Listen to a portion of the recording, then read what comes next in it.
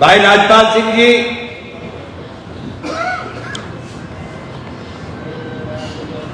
हमारे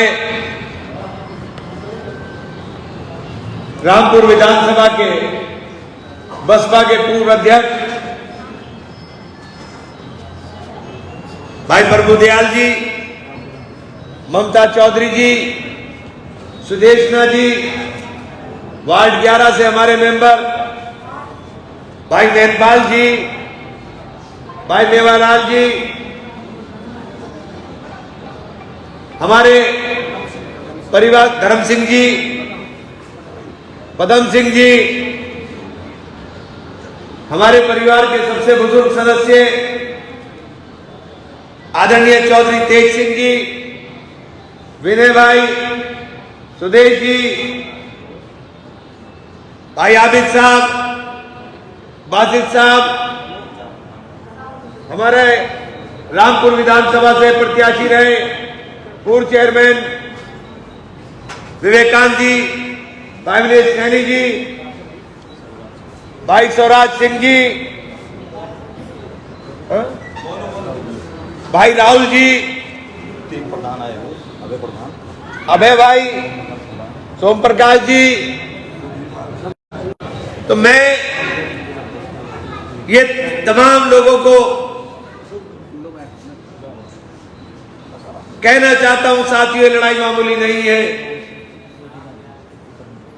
बामसेव के पूर्व जिलाध्यक्ष आदरणीय बर्मन जी, न सुबह आखिरी है न शाम आखिरी है। जुल्म की जहां हो कसरत, वो निजाम आखिरी है। आज मुल्क के अंदर ये जो जुल्म की इंतहा हुई है, आज लड़ाई इस बात की नहीं है कि कौन चुनाव लड़ेगा और कौन चुनाव जीतेगा। आज लड़ाई इस बात की है देश के अंदर कि संविधान बचेगा कि नहीं बचेगा। जब देश में चर्चा होने लगे कि हमें 400 सीट दिला दो, हम संविधान बदल देंगे। देश के प्रधानमंत्री के आर्थिक सलाहकार ये बयान दे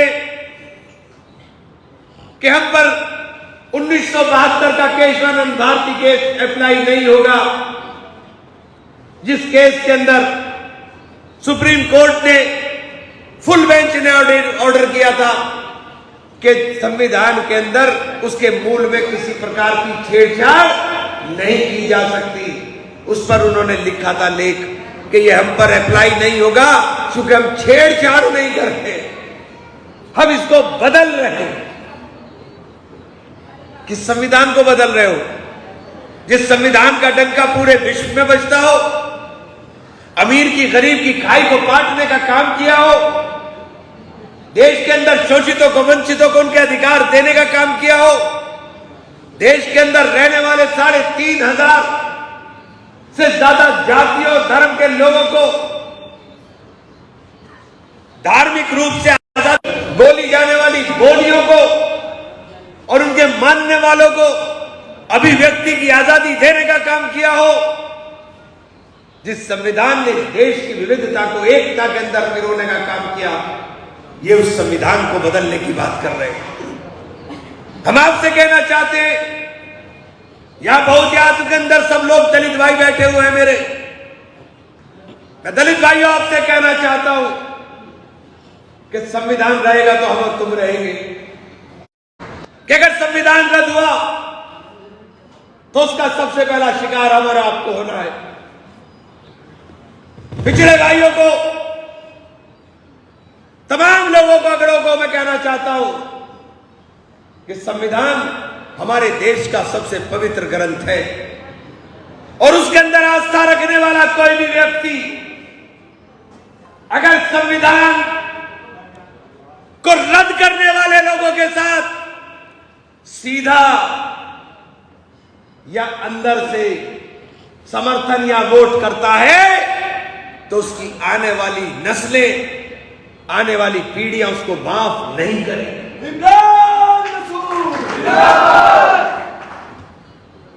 ये बात मैं इसलिए कह रहा हूं कि बहुजन समाज पार्टी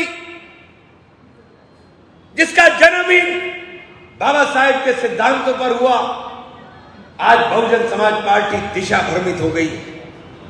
मुझे क्यों पार्टी से निकाल दिया?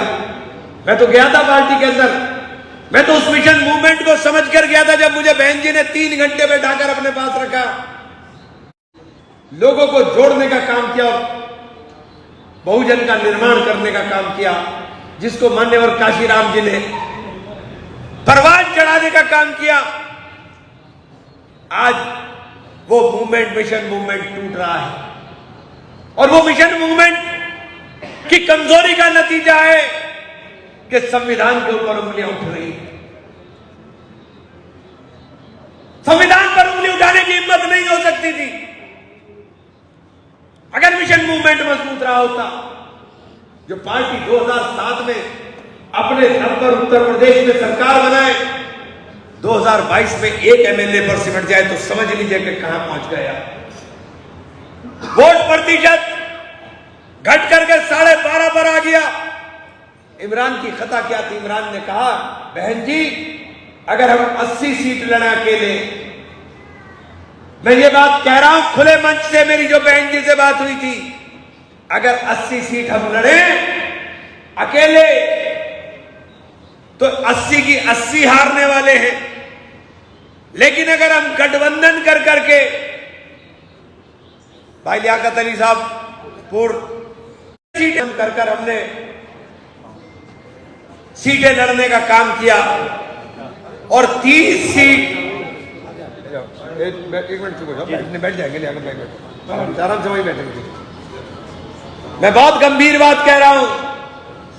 मैंने बहन जी अगर 30 सीट हम उत्तर प्रदेश से जिता कर ले गए तो देश के अंदर हम आप प्रधानमंत्री पद की दावेदार होंगी। मेरी बात पूरी क्या लग गई कि मुझे पार्टी से ही निकाल दिया? मैं तो मिशन मूवमेंट को, पार्टी को स्ट्रेंथ देने की बात कर रहा था, ताकत देने की बात कर रहा था। ये बैठे प्रभुदयाल जी, प्रभुदयाल जी आप गवाह इस बात के कि मैंने ये बात कही थी,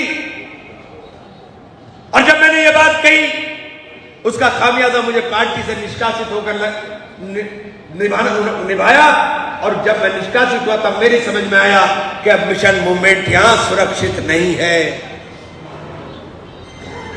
दलित भाइयों, आपसे कहना चाहता हूं, जब बहन जी बयान दे रही है कि संविधान पर खतरा है, तो बहन जी क्यों भारतीय जनता पार्टी के साथ खड़ी हुई नजर आ रही है?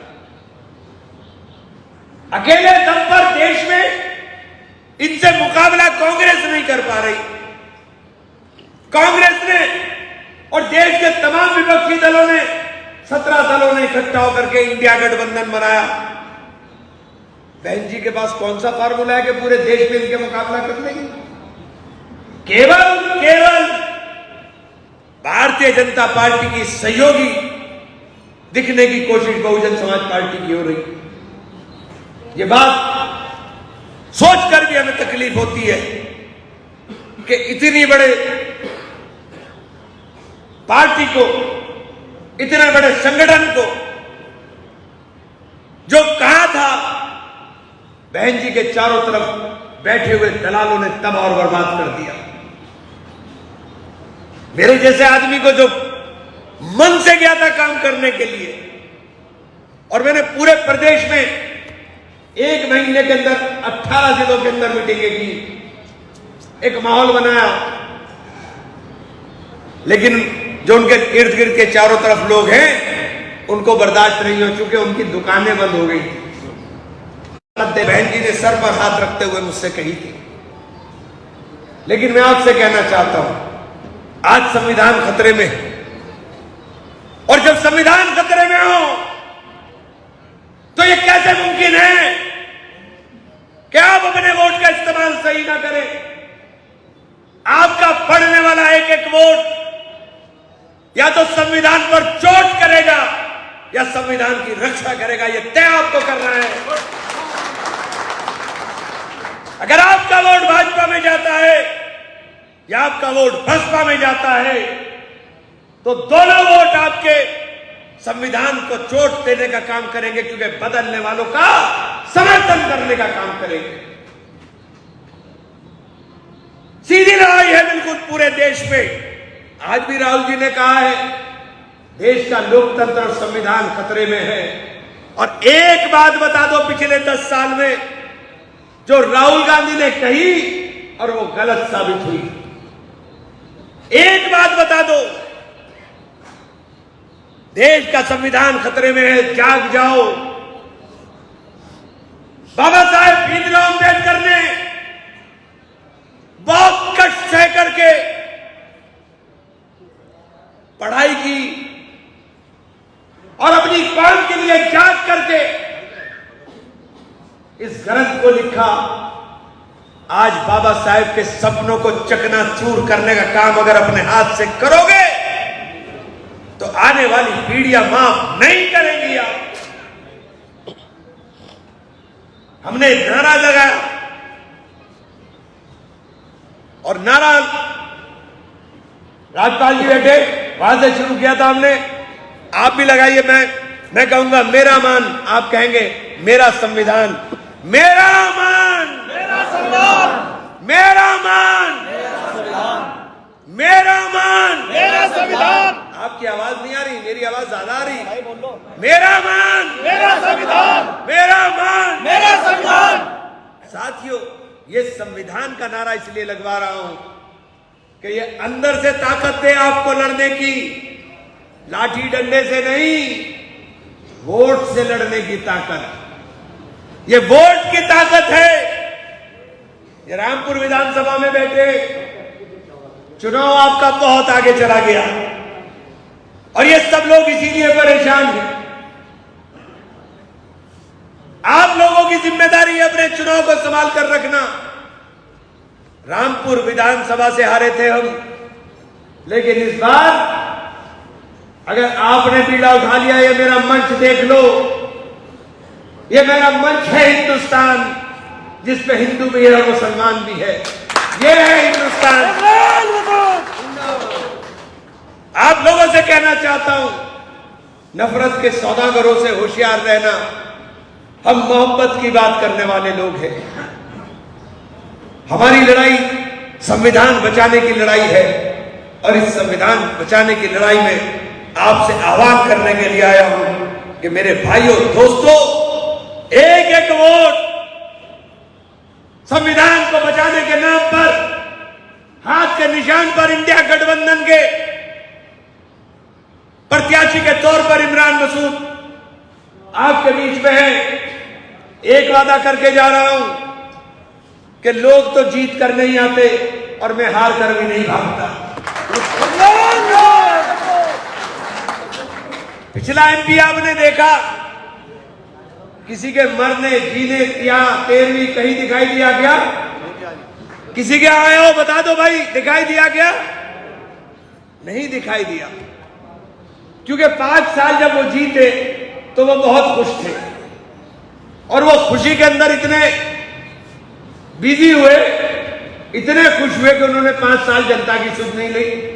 और जब वो पिछले 5 साल हार गए तो वो इतने दुखी हुए कि वो दुख के अंदर 5 साल रोते रहे, घर से नहीं निकले, तो 10 साल निकाल दिए। मुझे तो चुनाव हराते हो, अगले ही साल, अगले ही घंटे आपके बीच में खड़ा होता भाई, अब के जीता दो।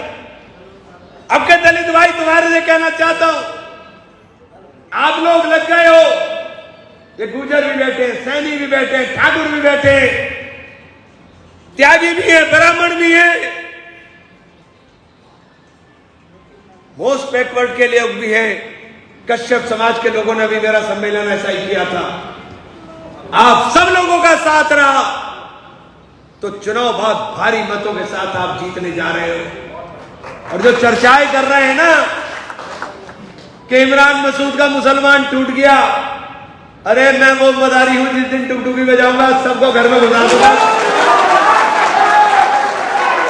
वो टुकटुकी अभी मैंने बजाई नहीं, वो टुकटुकी मैंने अभी बजाई नहीं, और बजाई इसलिए नहीं कि उन्हें थामना भारी हो जाए मुझे, इसलिए गलत फहमी निकाल दो ये चुनाव हम 3 लाख वोट से आगे जीत रहे हैं। राघव लखनपाल ने तो केवल कहा है कि मैं 3 लाख से जीतूंगा। मैंने पूछा भाई वोट कहां से लाएगा, 3 लाख से जीतेगा? वोट तो बताए कहां से लाएगा। मैं बता सकता हूं कि मैं वोट कहां से लाऊंगा, मैं बता सकता हूं कहां से लाऊंगा।